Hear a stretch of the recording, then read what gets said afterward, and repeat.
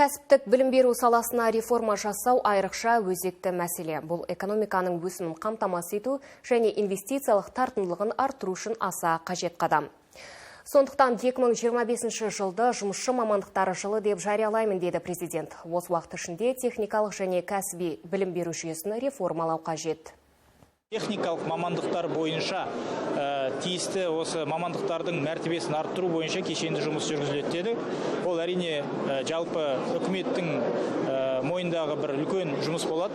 Оның ішінде оқыту мәселесі бар, бағдарламалар жаңарту мәселесі бар, қаржыландыру жүйесін жаңарту мәселесі бар, жаңа зертханаларды сатып алу мәселесі бар. Бұл жерде әрине бағдарламалар жаңарту керек, инфрақұрылым жаңарту керек, жаңағы мұғалімдердің біліктілігін арттыру керек, қаржыландыру жүйесін арттыру керек. Сонымен қоса, осы мамандықтар бойынша егер жалақы жоғары болатын болса, онда осы мамандыққа жақсы, мықты түлектер келіп таңдайтын болады.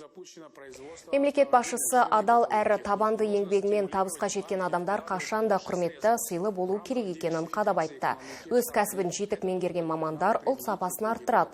Сондықтан біз еңбек адамының мәртебесін көтеріп жатырмыз. Бұл бағыттағы жұмыс тоқтамай да жалғаса береді, деді президент.